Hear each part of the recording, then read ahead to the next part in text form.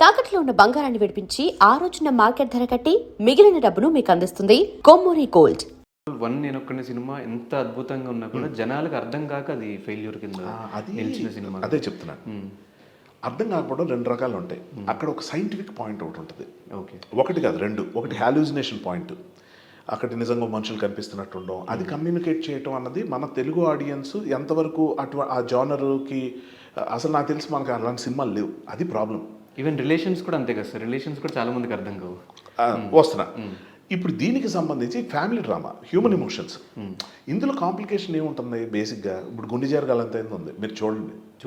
చూశారు కదా, ఇవాళ మళ్ళీ చూడండి. ఎందుకో చెప్తా. ఇవాళ మళ్ళీ చూస్తే ఫ్రెష్గా మెమరీలో ఉంటుంది కదా. అలాగెళ్ళి మీ పక్కన ఎవరో చూడని వాళ్ళకి కథ చెప్పండి, వాళ్ళ మొహం చూస్తే మీకు అర్థమైపోద్ది. ఒక్క ముక్క అర్థం కావట్లేదు, మీరు చేసి చెప్పండి. ఎందుకంటే మనకు తెలుసు అది ఏంటో. అక్కడ చెప్పేటప్పుడు యాక్టర్స్ కనిపించకపోతే, 3 క్యారెక్టర్స్ ఇప్పుడు ఫర్ ఎగ్జాంపుల్ మనం గురించే తీసుకుందాం. నాగేశ్వర గారు, నాగార్జున గారు, నాగ చైతన్య గారు, ముగ్గురు ఉంటారు. నాగ చైతన్య గారి పేరు నాగార్జున, నాగార్జున గారి పేరు నాగేశ్వరరావు, నాగేశ్వరరావు గారి పేరు చైతన్య. ఇలా ఉంటుంది. సో ఈ పేర్లు మార్చిన తర్వాత అది నేను నెరేట్ చేస్తుంటే స్క్రిప్ట్లో ఏమని చెప్పాలి ఇక్కడ అర్థం కాదు. ఇప్పుడు నాగ చైతన్య ఈ డైలాగ్ అంటే, నాగార్జున ఈ మాట అంటే అని చెప్పాను అనుకోండి, అది క్యారెక్టర్ పేర్లా యాక్టర్స్ పేర్లా అర్థంగా కన్ఫ్యూజ్ అయిపోయి. ఒకసారి ఫ్లోలో నేను యాక్టర్స్ గురించి చెప్పేవాడిని నరేట్ చేస్తున్నప్పుడు, తర్వాత ఫ్లోలో క్యారెక్టర్స్లా చెప్పేవాడిని.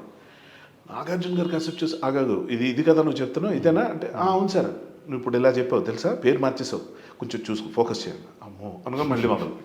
ఆయన కాబట్టి అది పట్టుకోగలిగాడు. లేకపోతే రాంగ్ కమ్యూనికేట్ అయితే ఏమైపోవాలి ఆ సినిమా? నా భవిష్యత్తు పక్కన పెట్టండి, నేనంతా అప్పటికి. కానీ ఆ సినిమా ఏమైపోవాలి? సో రెస్పాన్సిబిలిటీ నా దృష్టిలో ఏంటంటే, కాంప్లికేషన్ అన్నది నేను ఒక్కడిని మిస్ఫైర్ అవడానికి కారణం కాంప్లికేషన్ ఒకటే కాదు, పరిచయం లేని ఆస్పెక్ట్. మీకు ఎప్పుడైనా 2-3 కొత్త విషయాలు చెప్పేటప్పుడు దొరికేస్తాం మనం. నా ఫీలింగ్ అది. నాకు చాలా ఇష్టమైన సినిమా అది. అబ్బో ఏం ఎగ్జిక్యూషన్ అండి. అదే అంటున్నా పర్సెంట్ అంటే ఇది ఏంటంటే స్లోగా అర్థమయ్యే సినిమాలు. అది మెల్లగా ఇంకోసారి చూస్తాం మనం. ఇప్పుడు ఆ సినిమా నాకు తెలిసి ఇప్పుడు రిలీజ్ అయ్యి హిట్ అయ్యేది. ఎప్పుడైనా కూడా నాకు తెలిసి ఆ సినిమా ప్రాబ్లం ఏంటో చెప్పనా? ఇందాక నేను చెప్పిన రీజన్స్ కూడా కాదు, అవి 2 ఉన్నాయి 3 ఉన్నాయి అది కాదు. ఆడియన్స్ ప్రిపేర్ చేసి ఉండాలి. ఇది ఇలాంటి ఫిల్ము, దీంట్లో హీరో ఎలా ఉంటాడు, కొడితే 10 రౌడీలు సుమోలు గాల్లో లేచిపడాలి అవి ఉండవు. ఇది మాస్ మసాలా సినిమా కాదు, దీనికి ఇలాంటి ఇది ఉంది, ఒక బ్రెయిన్ గేమ్ ఉంటుంది అన్నది. సుకుమార్ గారికి ఆయనకి ఏం ధీమా ఉండుంటుంది అంటే, ఇప్పటిదాకా ఆయన సినిమాలన్నీ అలాంటివి ఆదరిస్తున్నారు, ఆయన నుంచి అవే ఎక్స్పెక్ట్ చేస్తారు కదా అని కొంచెం ఈజీగా తీసుకొని ఉంటారు. బట్ ఒకటి చెప్తున్నాను కదా, అది దట్ ఈస్ సంథింగ్ ఎల్స్. ఆ కాంప్లికేషన్ వేరు. ఇది ఏంటంటే, ఇది బేసిక్గా హ్యూమన్ ఎమోషన్స్తో మీరు ఎన్నెన్ని కాంప్లికేషన్స్ పెట్టండి.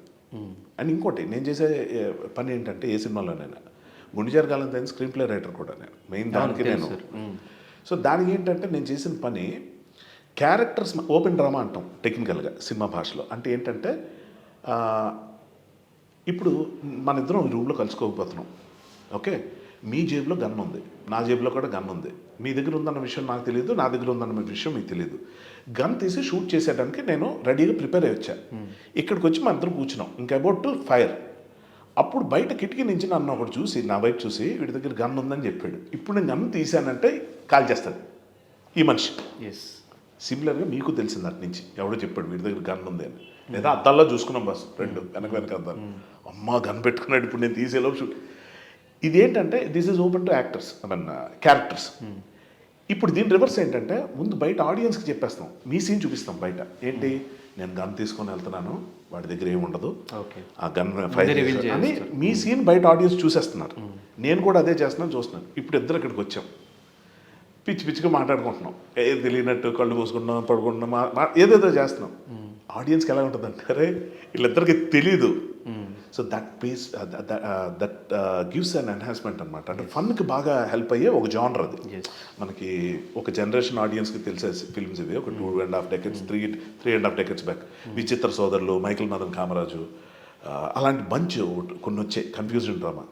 అదే ఇది, ఆ జానరే నేను ఇప్పుడున్న జనరేషన్ మ్యాచ్ ఎలా చేస్తాను.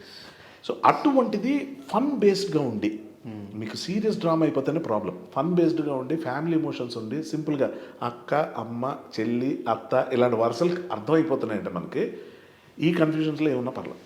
సో మరి ఇప్పుడు దీని రిజల్ట్ని బట్టి మీ ఫ్యూచర్లో మళ్ళీ డైరెక్షన్ చేయాలా లేదంటే మళ్ళీ యాక్టర్గా సెటిల్ అవ్వాలని డిసైడ్ అవుతారా? ఏదైనా మళ్ళీ సినిమా చేసే అవకాశాలు ఉన్నాయి? డెఫినెట్గా యాక్టింగ్ అయితే వదిలే ప్రసక్తి లేదు. అది కొత్త పెళ్లి కొడుకు జీవితం వస్తుంది, నిత్య పెళ్లి కొడుకు. యాక్టర్ కాదు సార్, డైరెక్షన్ చెప్తున్నా. అదే చెప్తున్నా, అది వదిలే ప్రసక్తి లేదు అట్లా. డైరెక్షన్ అంది ఏంటంటే ఇప్పుడు నాకు అది ఈ సినిమా రిజల్ట్ బట్టి ఎంత మంచి సక్సెస్ అయినా కూడా నాకు వచ్చే ఆఫర్స్లో నేను చూసుకునేది ఏంటంటే ఈ రిజల్ట్ని చూసి వస్తున్నాయా లేకపోతే నా కథను చూసి నా స్టోరీ టెల్లింగ్ చూసి వస్తున్నాయా అనేది. ఇది ఎవరైనా చేస్తారు. ఓన్లీ థింగ్ నాకు టెంప్టేషన్ ఉండదు. ఎందుకు ఇంకో సినిమా చేపితే ఖాళీగా ఏం చేస్తాం, అది ఉండదు. బోల్డ్ పనులు ఉన్నాయి మనకి ఇక్కడ. వేరే వాళ్ళకి స్క్రిప్ట్లు రాస్తున్నాను, వేరే కొత్తగా వచ్చిన 2 డైరెక్టర్స్ వచ్చారు, వాళ్ళకి స్క్రిప్ట్స్ రాస్తున్నాను. యాక్టింగ్ ఇప్పుడు బాగా బిజీగా ఉంటున్నాను. So I'll keep doing. నన్ను నమ్మి ఇప్పుడు సుధీర్ బాబు గారు ఎలాగో ఒకప్పుడు నితిన్ నన్ను ఎలాగ నమ్మి నాకు ఇది ఇచ్చారు అంటే ఇంకోటి కాదండి. నమ్మటం అంటే ఏంటంటే మనకు ఫ్రీ హ్యాండ్ ఇస్తే కొన్ని బాగా ఎక్స్ప్రెస్ చేయగలుగుతాం. ఇందా నేను చెప్పాను కదా, ఒక 20 మినిట్స్లో కథ చెప్పండి నేను చెప్పలేను అలా, ఎందుకంటే చాలా లేయర్స్ ఉంటాయి. నేను ఆలోచించేది అలా ఆలోచిస్తాను. సో నాకు ఇవ్వాల్సినంత టైం నాకు ఇవ్వాలంటే కాన్ఫిడెన్స్ రావాలి. నేను చేసే వర్క్ చూడకపోతే కాన్ఫిడెన్స్ రాదు. అన్ని లింకులు. సో ఇప్పుడు ఆ లింకులు బ్రేక్ అవుతాయి ఈ సినిమాతో. Yes sir. సో డెఫినెట్గా మీ సైడ్ నుంచి ఇంకా ఎక్కువ సినిమాలు రావాలని మేము కూడా ఎక్స్పెక్ట్ చేస్తున్నాం. సో ఆ కాన్ఫిడెన్స్ అయితే మీరు ఇందరు హోప్ అన్నారు, మాకైతే కాన్ఫిడెన్స్ ఉంది.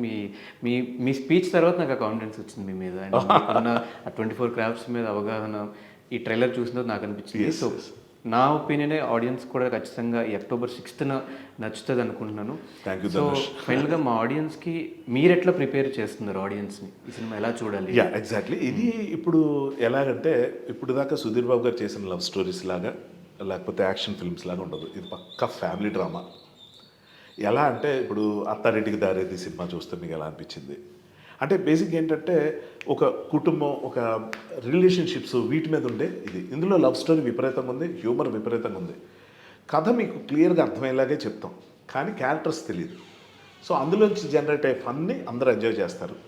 ఆడియన్స్కి ప్రిపేర్ చేయడానికి లేని విషయం ఏంటంటే ఇందులో ఉండే సర్ప్రైజ్లు. ప్రిపేర్ చేస్తే ఉంది. సో చాలా సర్ప్రైజ్లు ఉన్నాయి. ట్రైలర్ బాగుంది అన్న ఫీడ్బ్యాక్ నాకు ఎంత హ్యాపీనెస్ని ఇస్తుందో అది దాటి చాలా ఉందని చెప్పడానికి నా ఆత్రం నన్ను ఆపేస్తుంది. నా ఆత్రాన్ని ఆపుకోవాల్సి వస్తుంది. ఎందుకంటే ఒకటి ఫ్రాంక్లీ కమెంట్స్లో నేను చూసింది ఏంటంటే ట్రైలర్ బాగుంది, లుక్స్ బాగున్నాయి, కానీ కొత్త కథ అంటున్నారు, ఏంటి కొత్త ఏముందని. నిజం కొత్త ఏముండదు. ఒకళ్ళిద్దరు ఎవరు అన్నారు అంటే వాళ్ళు ఎవరో చెప్తున్నారు కథ కూడా కొత్తగా. ట్రైలర్లో చూపించిన కథ ఏమి కొత్త కాదండి. సినిమాలో ఉన్న కథ కూడా పెద్ద కొత్త అని కాదు, అందరికీ తెలిసిన కథే. కానీ కథనం, ట్రీట్మెంట్ ఎలా చెప్తున్నాం, ఆ సీన్ తర్వాత సీన్ ఏమొస్తుంది, ట్విస్ట్లు, షాక్లు, సర్ప్రైజ్లు ఇవన్నీ ఎలా ఉండబోతున్నాయి, అది మంచి ఎంటర్టైనింగ్. అది విషయం. Sir thank you so much and all the very best. Thank you Dhanush. Wish you the same. All the best. Thank you sir. Thank you so right. And for more videos, Please subscribe to iDream. Please subscribe to iDream. Please subscribe iDream. And please subscribe to iDream. For more videos, subscribe to iDream. please like, share and subscribe to the channel. Congratulations, iDream. Subscribe to iDream. Subscribe to iDream. So subscribe to iDream Media. iDream ki iDream team andarki huge congratulations. Please subscribe iDream Media. Please subscribe to iDream. Subscribe iDream. Please subscribe to iDream. iDream అంటే నా కళల channel subscribe చేసుకున్న నోరు తిరుగుతలేదు, మీరైతే గంట గుర్తు కొట్టండి. For more such videos, please subscribe to iDream. Subscribe to iDream. Please subscribe to iDream. Please subscribe iDream Media. Please do subscribe to iDream. Please subscribe to iDream Media. For best entertainment and information, please subscribe iDream. And don't forget to subscribe to iDream.